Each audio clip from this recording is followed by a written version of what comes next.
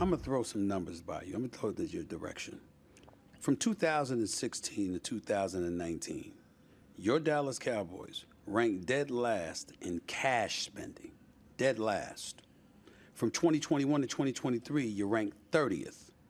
People talk about you today in terms of the trend continuing because as of mid-August, last month, you ranked dead last in 2024 cash spending. This is what they say. I wonder, when you look at yourself being the brilliant businessman that you are, because nobody can deny it. I'm just telling you, I'm going to editorialize at this moment. Nobody can deny what a brilliant businessman you are. Let's don't go overboard. I'm going to go overboard. But I will ask this question. How would you describe yourself as a businessman right now with one of these three words? Brilliant, frugal, or cheap? What would you say best describes you as a businessman at this moment in time in today's NFL climate? Yeah, that's fair. That's a very fair question to ask. I grew up being taught to have a big front door and a small back door. Okay. Get a lot in and let as little out as you can. Right. That was fundamental. What I would tell you is that if you look at any team in the NFL, over a period of time, we spend the same amount of cash. We do. We just defer it in different ways or at different times. Now, I don't want to waste my or your time here, but I will tell you there are many ways to try and win a Super Bowl. Many ways. Sometimes your coaches that you've gotten have a preference for this size player. Okay. They have a preference for this emphasis on the talent on the team, where it is, formations, all of those kinds of things. So that has to be reconciled with the coaching philosophy and, if you will, the coaching techniques that are there at that particular time. The more continuity you can have in that, then the better you can manage the salary cap. The better you can do that. We've had some really good continuity since Dak has been here. We had Jason Garrett, and then we had Mike, who came in with Kellen Moore over and working more closely with Dak. That is paying off for us. But we really did in Dak's early years because we didn't pay under his initial contract at the level that Dak performed because he was a fourth-round draft pick. Right. So by rights, he wants to play not catch up. He just wants to let's get up to snuff, Jerry, and let's go. I get all of that, and I do. We have done that over these last 4 or 5 years. We've got our work cut out for us over these next several years to reconcile being able to do what Dak deserves, what he might be able to get someplace else, as the same time put together a supporting cast around him. That's got to be done with some young players. That can't be done with just cherry picking out here in free agency and getting high price players, running back that you mentioned earlier. I'm a little reluctant to mention names. I'm seasoned to that. Please, don't worry about it. It's called tampering. There we go. But my point is that you can't have it all. I was, right after I got to Cowboys, I flew over to where I was living right after announcing I was going to buy the Cowboys. And I flew over on a little Lear jet. And the car to pick me up, and I had a reporter on that plane with me. And the car that picked me up was a 5-year-old muddy Bronco, Ford Bronco at the time. 1989. And the guy said, this is irrational. It doesn't make sense. You're on a jet and you fly on a jet, yet you get off on a muddy 55 Ford. What's wrong here? And I said, not one thing. You can't have it all. The way you get to drive a jet is to drive a 5-year-old muddy 55 Ford. Right. It's just a question of which way you want to go with the asset. Do you have the faith that in this day and age, and I'm not talking about Dak here, I'm just speaking in general, this culture of NFL players, the youth that comes associated with it, the times that we're living in, do you have faith that players today would get that breakdown, that message that you just articulated? Oh, I don't know that they would get it when it comes to the rationale when you're talking to them about their money. Yeah. They may get it when they look at the overall concept of the team, or may get it when you look at the overall players in the NFL.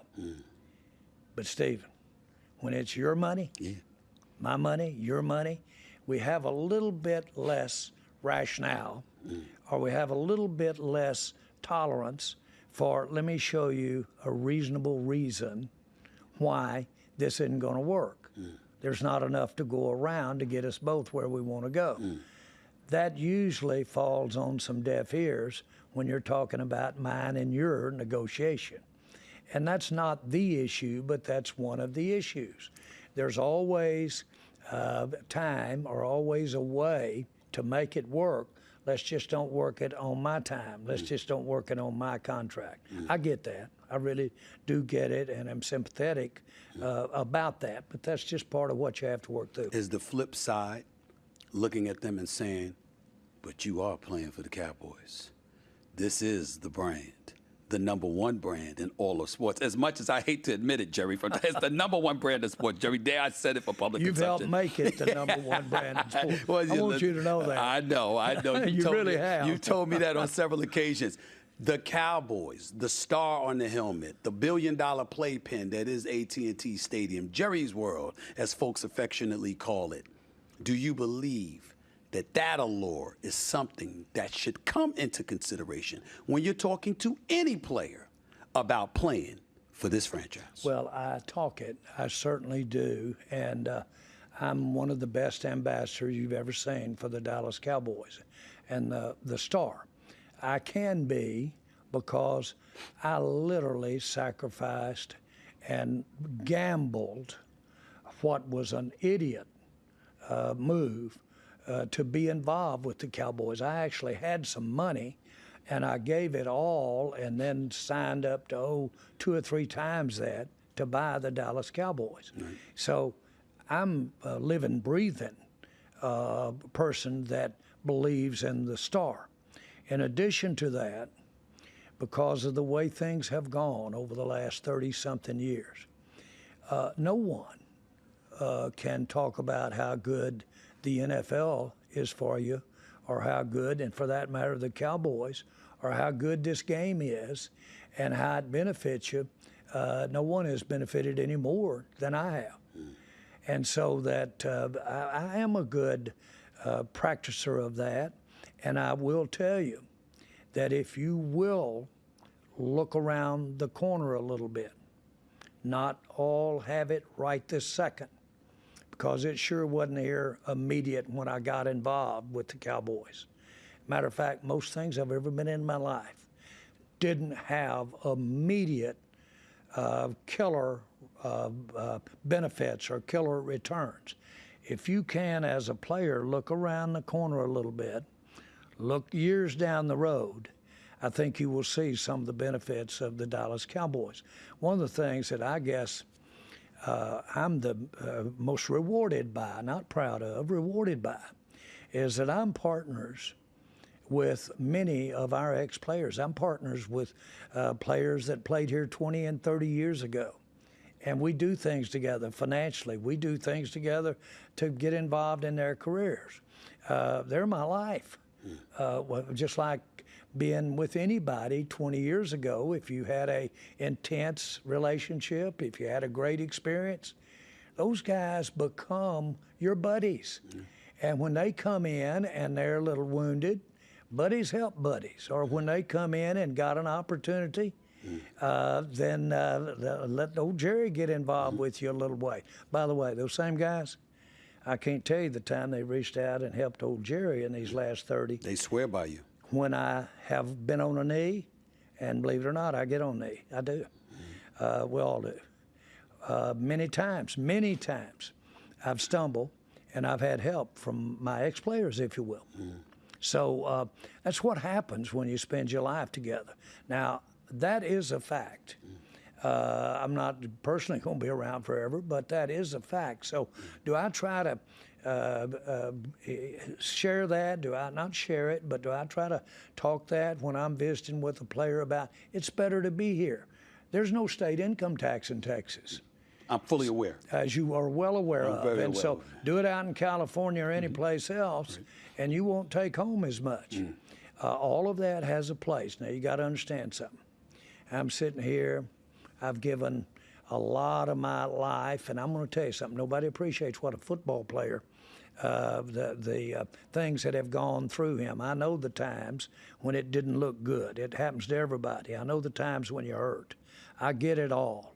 So I admire the guys that play this game. But I would like for them to enjoy life after football.